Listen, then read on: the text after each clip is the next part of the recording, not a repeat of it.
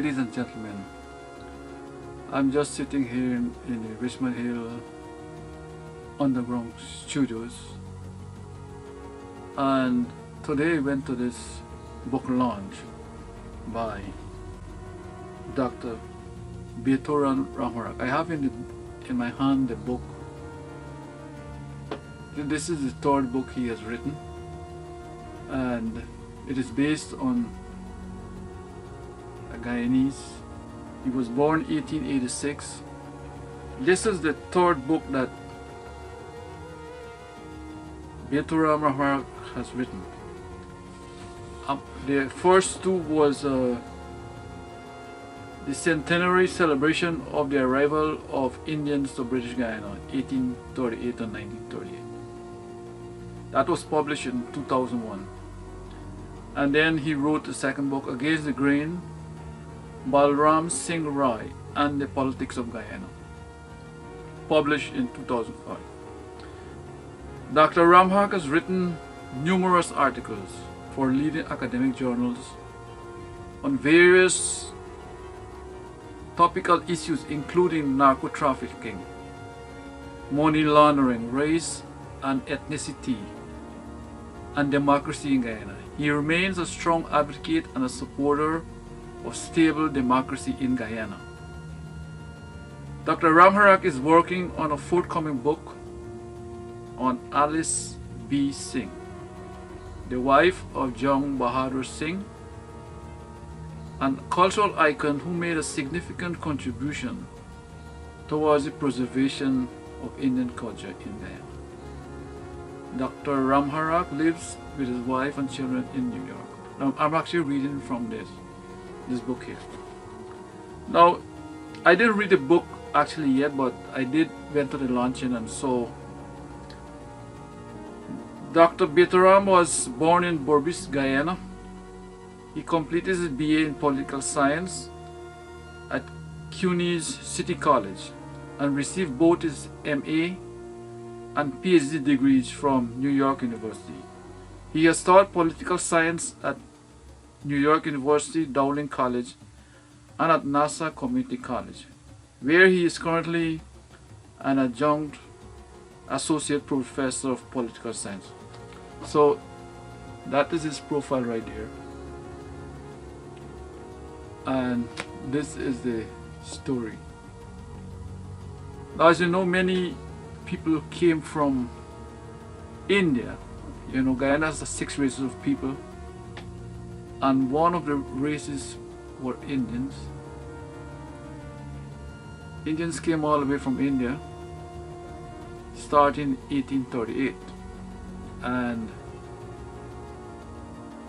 they also came from Nepal, some of them, and different places, but they all passed through India, Calcutta.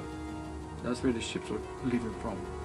And the journey over the Indian Ocean all the way across to the Guyana coast. J.B.Singh played a very big role in the early years in Guyana. So if you read this book, you will get most of the information from it. So I will not say much more, so I'm just introducing this book. It's a good read actually. It has like 342 pages. It's a lot of research went into this book, and you know, I would advise people to buy this book and read it, because it is part of the history of Guyana. And this guy did the job in researching all this material, went to Guyana and researched it, and then come back and write it, and speaking to the family and friends and things like that. It has many pictures of the person, of J.B.Singh in the book.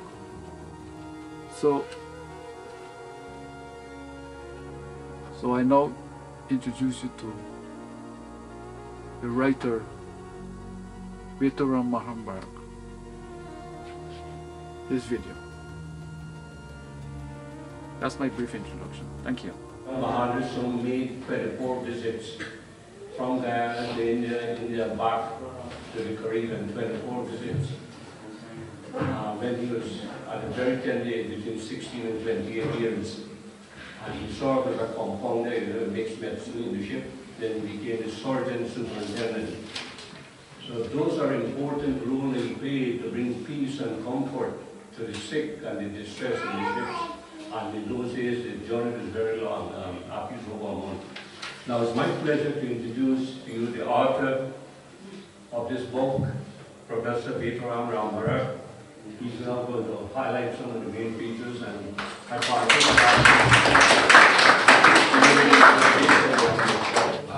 Good evening, Assalamu alaikum, namaskar to all of you. Before I say or do anything, I just want to publicly acknowledge a couple of people here.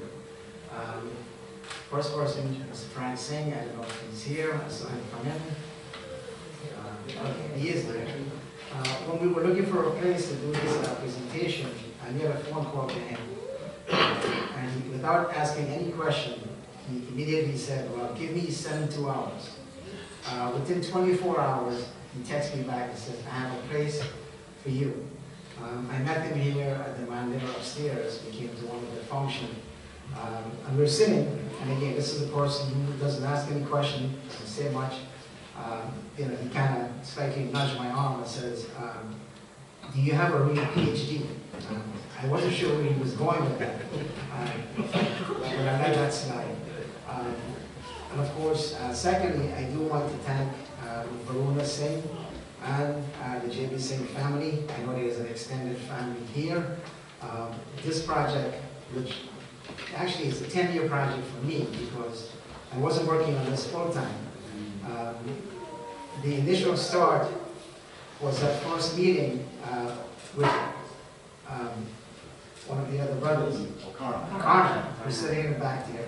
I went to his apartment and he shared with me a bunch of pictures. And I'll come back to that in a couple of minutes. The other person I do want to publicly acknowledge is Panditji, who is in the back. He's a very generous person. He welcomed us with open arms.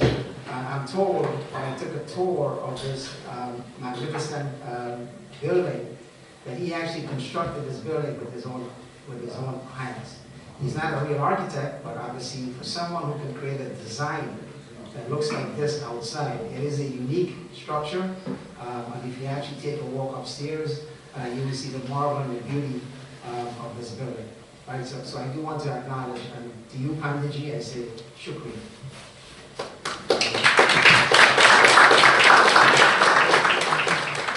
I think the best place to start this brief presentation is to make reference to a Facebook comment that I saw a couple of days ago. The comment was basically, well, I've never heard of Dr. J.B.Singh, and I've lived all my life in Guyana. So who exactly is this person? So I'm going to try to fill in some of the gaps that you heard about from Varuna, and also take a look at some of the more social, political ramification of his legacy and what he has left behind.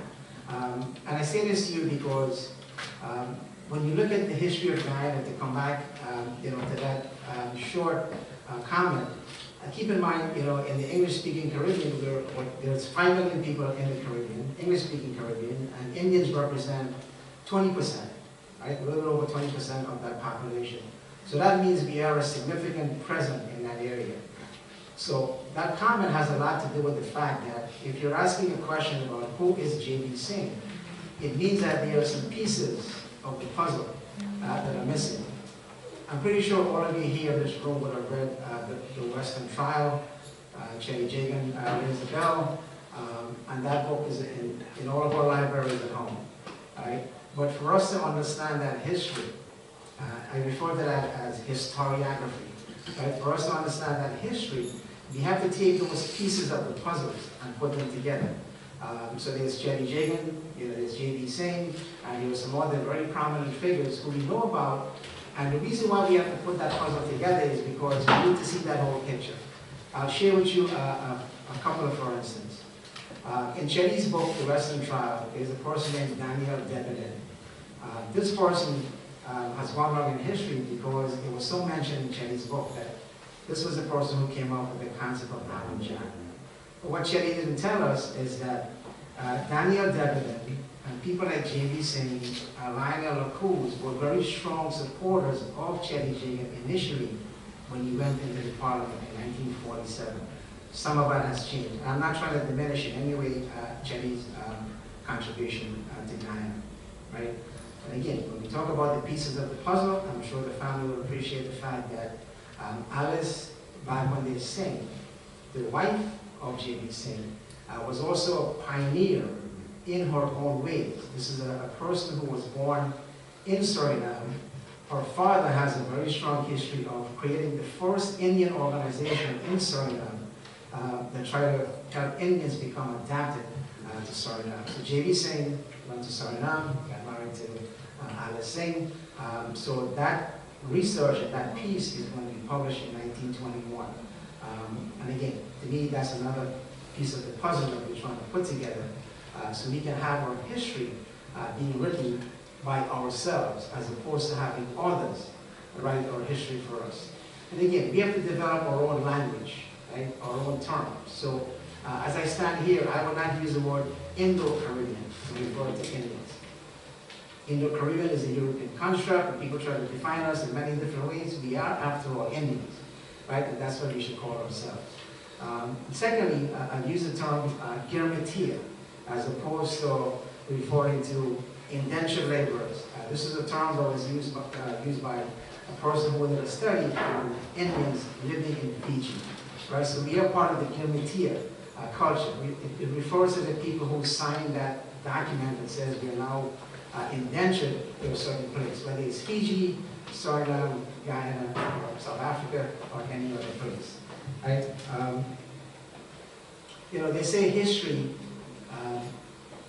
Truman, the American 33rd president, made a comment that history is created by human beings. Martin Luther King says, well, it's not human beings, it's the environment, the structure of the environment, or the conditions in society that actually created history.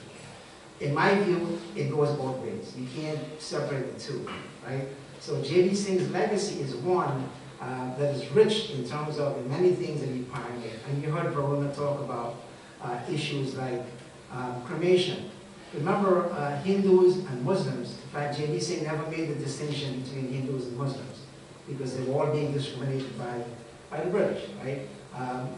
Muslims and Hindus could not, continue with their tradition. So there were laws against marriage and things like that. So J.B.Singh fought against those things to make sure all of those Indian values that he strongly believed in were very prominent in Guyana and continue to fight for them to the last day that he lived in Guyana. He died in 1956, born in 1886, right, June 9th. And that is significant for us to acknowledge because remember, if you were born in 1886, you died in 1956, there is a tremendous history during that time frame and a lot of changes that took place in Guyana. A friend of mine, Clemcy Joran, who is now writing a book on Chetty Jacob, argues that Indians in Guyana achieved tremendously in terms of economic well-being and so on. They became very progressive between 1919 and 1929. I've made the point, and this is my argument in this study, that Indians in Guyana made progressive, they were part of a progressive movement, and they've achieved many things politically from the 1930s to the 1940s.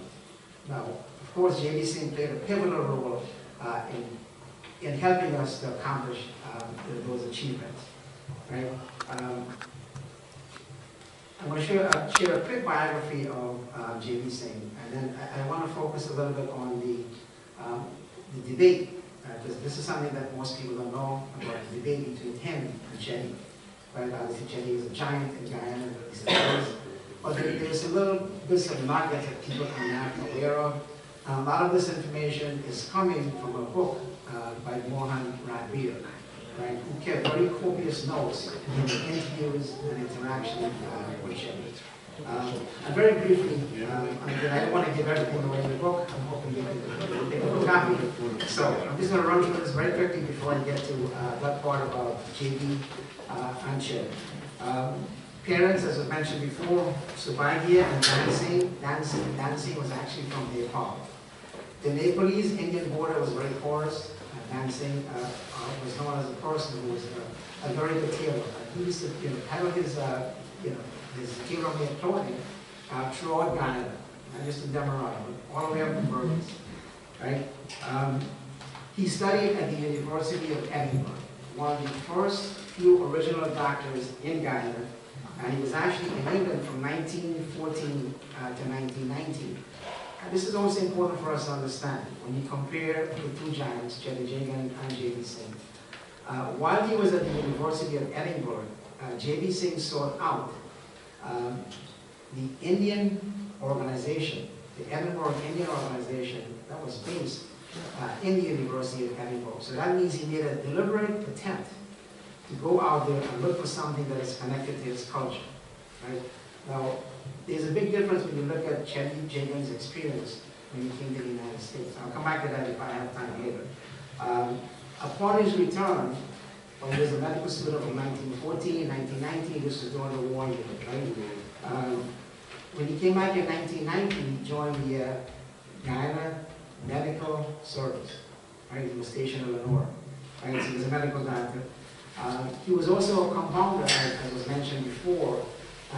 Documented information shows that he was 16 years old. 16 years old, that's a tremendous age, a lot of things happening. But he was on a ship, which is called SS Clyde, in 1902 as a compounder, right? The last few documented information that I could pick up about when he was on the ship was in 1949. There are two ships that I mentioned, the SS Orna and the SS Nkosi, which went to South Africa, right? But in 1949, he wasn't a compounder anymore. He was obviously a medical doctor. And at that time, his official title was Surgeon Superintendent. Now, ship doctors are very important. The first inkling we have of the role of a ship doctor was by a guy named Theophilus Richmond, who was a ship doctor appointed by the British to be on the first ship. There were two ships, right? But the Hesperus was the ship that he was actually on when he came to Guyana. At the age of 23, he died from malaria, really. But he wrote in a diary all the issues that he was faced with as a ship doctor. You got to imagine, if you're traveling on these ships, as J.B.Singh was traveling 23 years going back and forth, it took a lot of time away from being with his family, right? On those ships, you don't have this what's called time-space compression, where you can compress the world in time and travel very quickly from one place to the next. Those days, you're spending 120 days at sea on a ship. If one of our ancestors died on those ships, they would take their feet, tie them together, and attach it to a sandbag and just pass you overboard the ship, right? That was life in those days. So the role of a ship doctor is very, very important. So at certain times, if there's a natural disaster, there's a major disease, whether it's cholera, malaria, whatever, that inflicts the crew, the ship doctor's position and power rises tremendously to that compared to the captain of the ship. So it was important to understand that role that J.B.Singh played on those ships. At the same time, going back and forth to India, he developed a strong sense, right, of who he was. Not just being an Indian, not just being, not just studying in England or working with the Indian organization that was there, or working in Guyana as a very active member of the community. So he wasn't just a doctor. He was the founder of the Sanatana Dharma Mahasabha. So the Hindu values in him was very much ingrained. All right. Now, we sometimes wish, when you look at the politicians today in Guyana, that many of them would have this kind of quality, this sort of characteristics that J.B.Singh had. He was a genuine person. He was so genuine that in 1953, he wasn't very keen on running. He was elected in 1930, re-elected in 1935, right? 1947 again, right? So we have a gap between 1935 and 1947 because election was suspended during that time because that was a war year period. But the point I'm trying to make is that he was so humble that in 1953, he said, look, I'm not running again, I give him my time. But of course, he was getting on in age at that time because he died in 1956. He had suffered from a stroke, he had eye surgery. But there were people in his constituency who encouraged him, and he says this very clearly in his 1953 manifesto. He says, look, I'm going to run because you people are encouraging me to run, and I'm going to give it the best shot. But in 1953, Chetty Jagan placed a person by the name of Fred Bowman, who was an African shovelman, the run against J.B.Singh in electoral district number 6, which is the, for those of you who know Guyana, that would be the Ramharack Essequibo constituency. This is the primarily largely Indian constituency, where J.B.Singh lost. He gained 26% of the votes. Fred Bowman, 43%. Now, J.B. made an important comment in his book, if you read his book. He says this election was most significant. And he did explain what he meant by most significant because he knew that J.B.Singh was a powerhouse, was well known, was very influential among the Hindu community, very influential among the members of his constituency. He was a well-known ship doctor, very respected by the colonial powers as well. Because J.B. was not a person who was sort of a rabble-rouser, like a young Chetty who came on the scene in 1947 when he was elected. So I say that as a little bit of background to kind of give you a sense as to how things developed between Chetty and J.B.Singh. And this is a history that most people don't know. Like I said, you can find a lot of this in Mohan Ranbir's book called The Delaware Red Stain. He wrote 2 volumes, and he kept very copious notes. Right? There was a lot of debates between J.B. and Jagan. Most of those debates took place in a familiar house, as mentioned before, again, Tulla Hardeen, which is a house, if you know Guyana, on Hatfield Street. So they would meet and they would discuss things. Chetty was a young, like I said, a young firebrand Marxist who just came back from Guyana.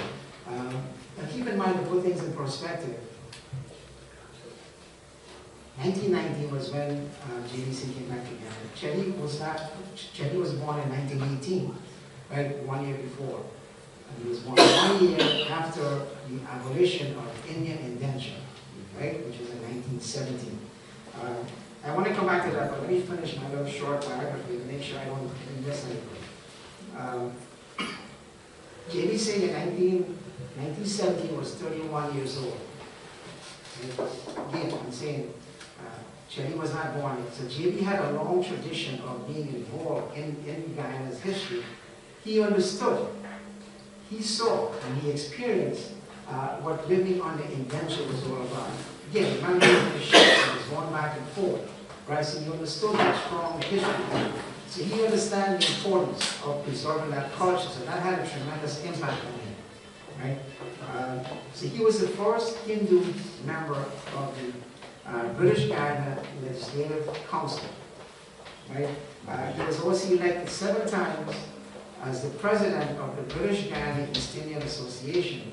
The British Guyana East Indian Association was the only organization in Guyana. There were others, but the primary one which actually protected the rights and interests of Indians in Guyana. Chetty would later say that this organization was a racist organization, and he would proceed to condemn the organization. Right? The other, we talked about Suriname before, where Alice Singh's father was also a leader.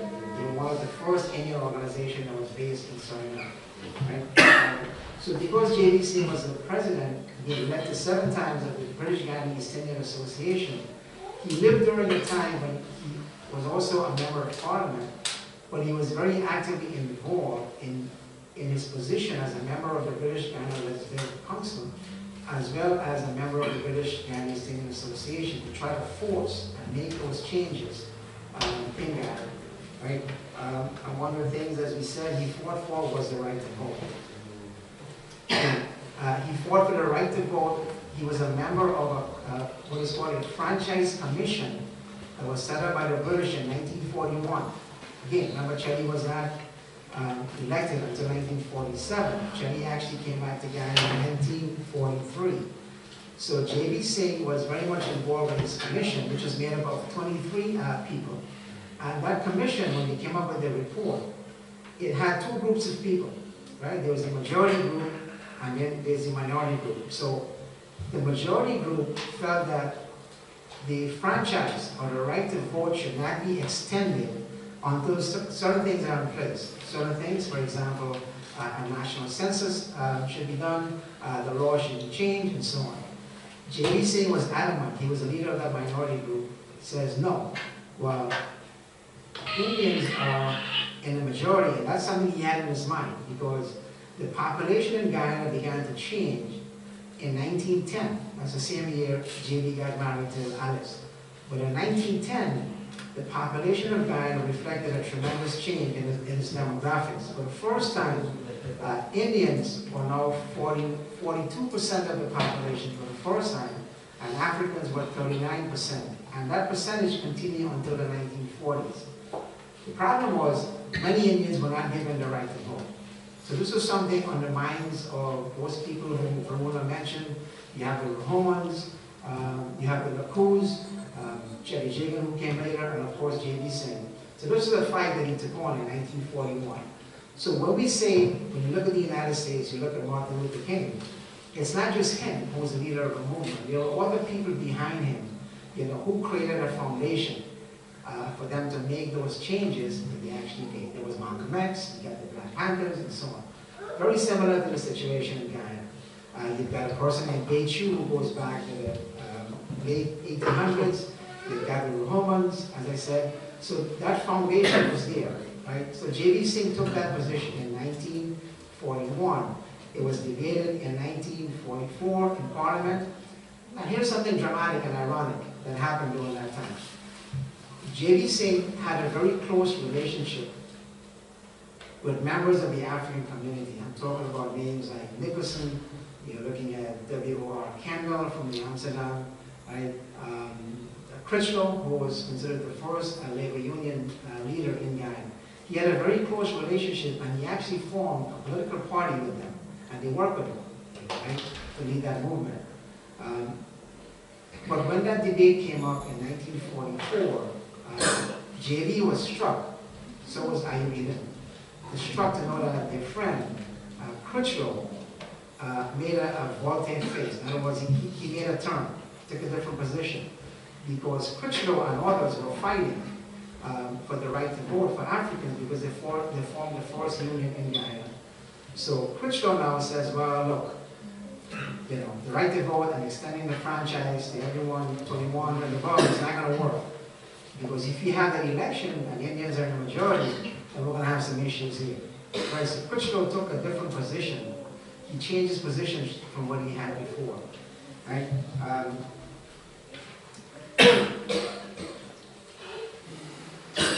So let me talk a little bit about the relationship between Chetty and J.B.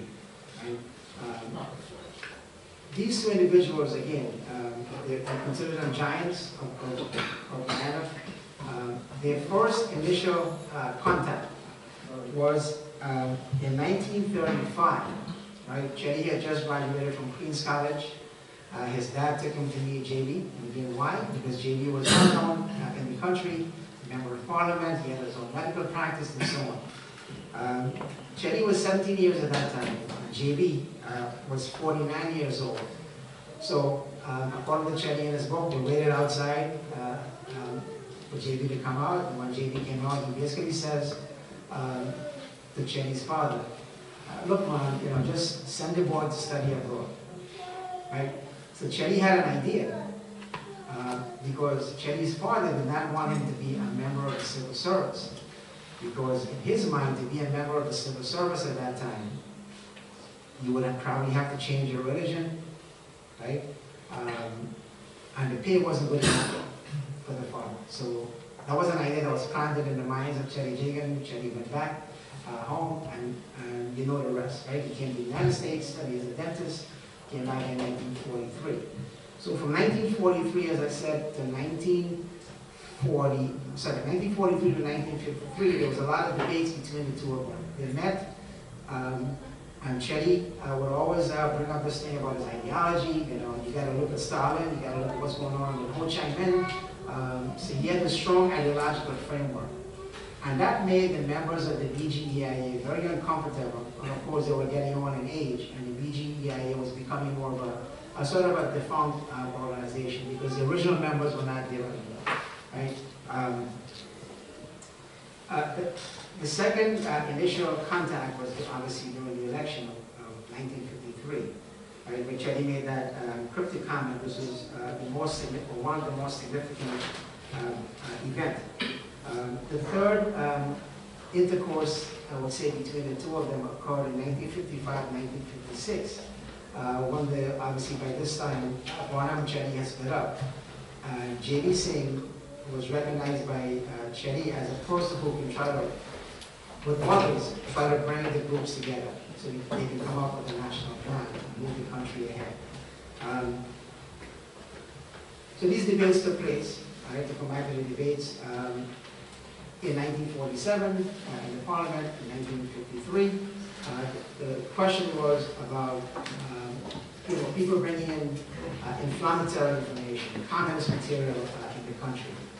So the most caustic response from the two men. By the way, keep in mind, most of their debates were actually in private, but became full-blown. And I'm not saying they were always very contentious.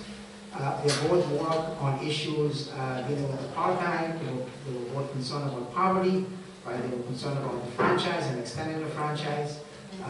But there was one major difference, which, again, that comes back to the ideological difference between the two men. And that came to full blows in 1953 when they were discussing the issue that has to do with, well, how do you respond to what the British is doing? How do you create stability, and how do you move on from here? And J.B. did use Chetty's name for the first time in the legislative chamber by name. And he says, well, you can't just be cussing on the Europeans. You can't just cuss on, capitalism and capitalists. We need to have some kind of commonality here, because that's the way to go, because you're dealing with people who are very strong and powerful. Not in those words, I'm just kind of summarizing the gist of that debate. And J.B. did say that, Chetty, you're very ideological oriented, and you're not very grounded in reality, right? The other issue that I believe that divided them to a certain extent was this whole notion of how do you move forward, how do you recruit, and how do you maintain a multicultural organization. As I said before, and I'm going to kind of end it this way, J.B.Singh had a very cordial relationship, and he could work within his own community. He could promote his own culture, because he was very proud of that, but he could at the same time work with African leaders who understood what was going on. So he had a very close relationship, like I said, with African leaders, including Critchlow, Kendall, there's another person named Alfred Thorne, who was also very much involved in forming unions in Guyana. So I'm going to end by saying this to you. The legacy of Indian leadership in Guyana is still unwritten. We have to take the bulls by our horns. We have to kind of put that together so we can put the pieces of the puzzle together. And I do hope that what we've done here, like I said, it's a 10-year project for me, because there were things that interrupted me in the middle, like raising a family. My wife and kids are here. But to me, I was talking to Kamsi Chiran a few weeks ago. I told him this was a labor of love. I enjoy doing it. I enjoyed listening to Varuna earlier, because it brought back a lot of memories in terms of putting the information together. But it was very tedious, and one of the things that I'm very disappointed in is the fact that it's very difficult to do any kind of research in Guyana. And I was telling the story earlier. I know the family made a donation to the university of rare pictures and so on. I remember when I went there, I spoke to a lady named Cindy Harris, who provided me with some information. But she told me very quietly, whispering in my ear, because this was after I had written to her via email saying I'm coming. She said, look, I can't get that information to you because right now the place is infested with rats, and the place has been destroyed by bats, so it's all covered. Right? So I pleaded with her, and for some, I don't know how she did it, but she went in the next day. She says, come back at 8 o'clock. I came back. She had some pictures. Sadly, when you look at those pictures, they were kind of glued together. Pieces were missing. And that's the same thing that I found when you look at things that are supposedly preserved in the Rodney Archive or the Parliamentary Archive or the University of Guyana Archive. You could see visibly that people who have actually taken razor blades or knives and they've actually cut pages off, they've cut pictures out. And that is a very sad, sad situation. And I think some of that also has a lot to do with the fact that there are a lot of things that are missing about J.B.Singh in Guyana. So it was a tedious process. And I do hope you read it, you enjoy it. And if you're a business person, you're here, I would encourage you to support these things because we do this not to make sure it's written and it's kept in a university somewhere. We want to make sure it gets to the community, right? We want to make sure you read it. We want to make sure you learn about your history, and our history. With that, I'm going to I need a drink of water, so it's not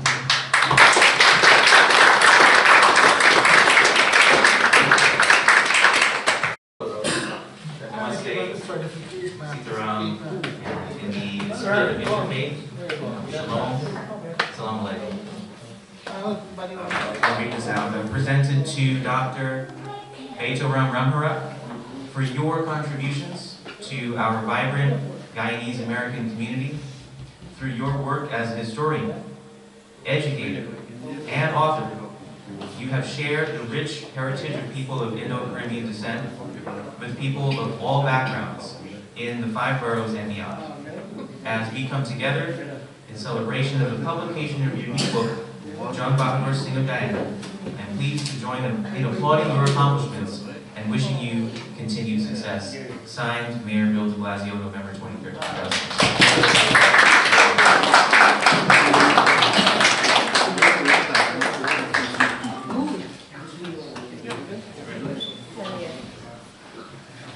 May I just say this? Can you take a message to the mayor? We would like to have Diwali as a holiday in New York City.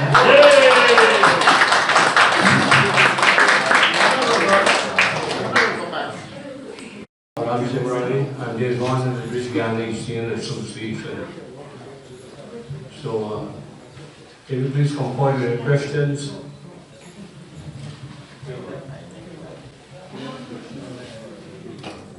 I'd just like to say that growing up in Guyana, at the home of my grandparents, on Ramharack Street, looking over out of the seaboards, it is called Ayodhya.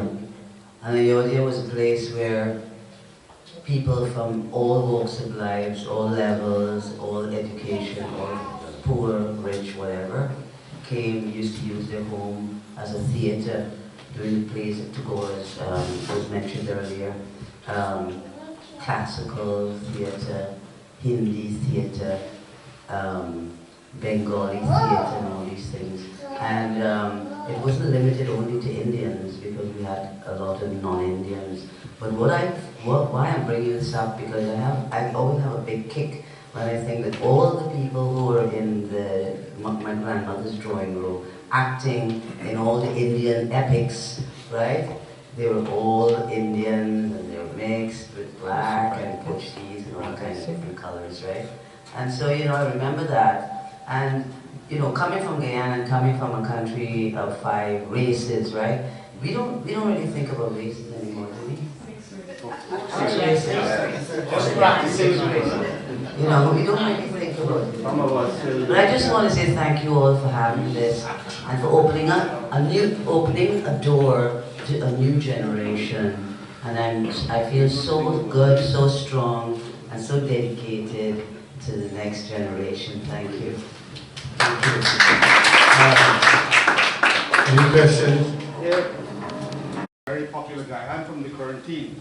And 2 of my classmates, their names were J.B.Singh as well. So it seems as though this gentleman must have influenced a lot of people. But I noticed Mr. Betoram, when he spoke, it seems to me there might have been a contradiction with the British Guyana East Indian Association when the arrival of the political independence movement came about. Because some of them thought that India was the motherland, and some thought that Britain was the fatherland. So I was made to understand a few members of that group were associated with Subhash Chandra Bose. India, one of the extremists of India, who wanted to bomb the British, and he went and consorted with the Nazis, and eventually his departure from Germany, Nazi Germany, his plane disappeared. What do you think? Do you think there was a contradiction, Mr. Gatora, with some of these gentlemen? The first question that you said about the name, right? The name, I think the father picked the name. My family can confirm this, J.B.Singh, because there was a leader of Nepal. Remember, the dad was a Nepalese. And that leader's name was Jung Bahadur Rana. I think Rana refers to king. And I think that dad was impressed with what he did. This was a leader of Nepal who tried to get Nepalese society united. He actually went to England. I think he disguised himself. He spent a year traveling around just to see what's going on in Europe. So he did some impressive things in Nepal. I think the father named J.B. That was the name he attached to him. But of course, people give him other names like Dilanath and so on, right, based on what he has done in Guyana. But to answer the second part of your question, I mean, I have to deal with facts, right? I don't know anything about that part of what you said, but I do know and I can say, and I'm not painting a picture of J.B. as being a very perfect person, right? There were some things, and I'll share this one with you, where the BGEIA wanted to establish, or have India establish a colony in Guyana. They wanted to continue with that, that tradition of having people come, because they were also looking, I don't know if you may consider this devious, but they were looking at the population,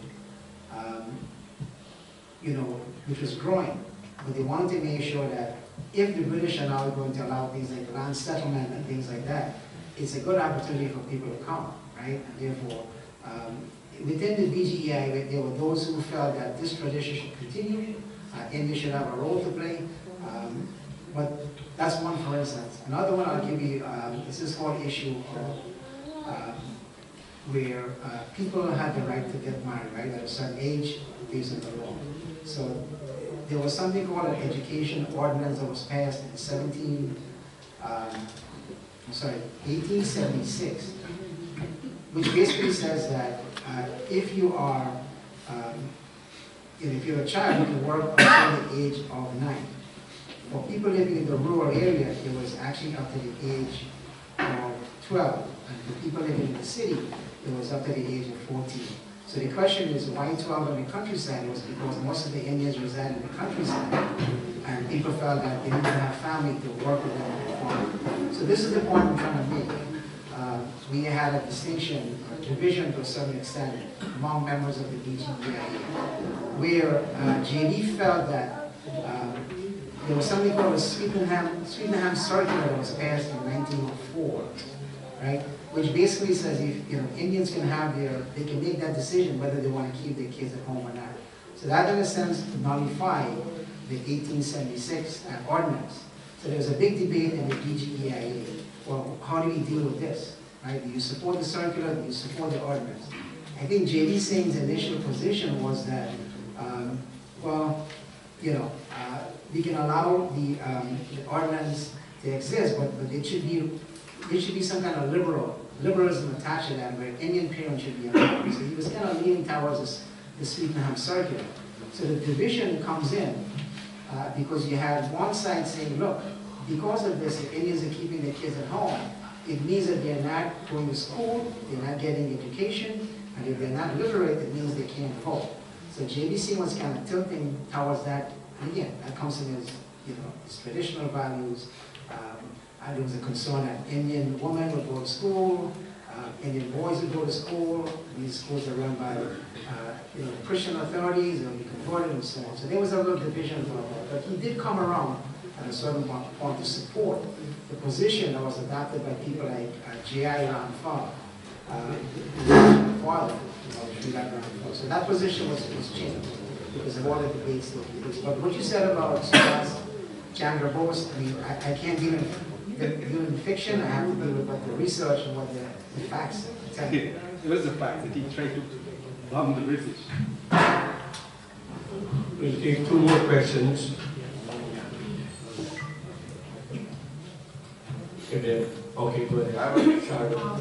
What did he hope that these students would bring back to Guyana in sending them to Russian study? And where did it sort of... So he was one of the figures that was encouraging Guyanese to go to Russia to study. J.B. or Yeah, J.B. Yeah. J.B.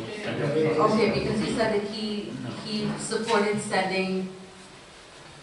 He believed that J.B. should be sent to Russia to study. Is that? No, I don't know. J.B. was the person who was, he was a Marxist, right? Right. He got influenced by the Marxists in Guyana. His wife was also a Marxist, so he was very much into that. So his worldview was that, we should all look at Guyanese as one. One, we have the enemy, the British. But J.B.Singh's approach was a little different. Well, you have to work within your community, right? If you can get Indians together, there's nothing wrong with saying, I'm Indian, I'm proud of being Indian, we can unite ourselves. And if Africans are doing the same thing, then they can work together. In other words, we're looking at unity and diversity, so to speak. Right? So that was his approach. So J.B. felt that we can unite everyone, which was a mistake because you had to split. Right, between him and the African people. J.B. was the one who was going to send Cuba. That's where they could get to the African thing. Okay, well, I heard that he said, man, send this boy to Russia when he met J.B. Yes. Oh, overseas. Yeah, that was the first meeting they had, and J.B. understood the value of education, so he thought it changed water. Do like what I did, and other people send the boy to study abroad. J.B. did come. J.B. did come to the United States. Okay, gotcha. So I would just like to We have among the audience here an important politician in New York State. that J.B. became a communist in the United States, a Marxist in the United States. But the other point that you made about this Swetnam circular, oral tradition that I got from family members, my grandmother and so, is that the issue was girls, the Indian girls, and the Hindu Mahasabha priests and the Mulvis did not want them to go to denominational schools, not only because of Christianity, but because of intermarriage with other races. Yeah, And they never hit that one. Yeah, and he did also make a statement which was... But he turned at the end and supported Ramharack. Right, he did. And I made that point, he did, right? Yeah. And he did also make a statement that considering all of these issues that are going on, maybe Indian girls should go to schools where the teachers would be Indian. Did you? Right. So you're absolutely correct. All right. We have an important politician in New York State, Senator Montserrat, so we kindly ask him to come forward to say a few words. Please give him a big round of applause.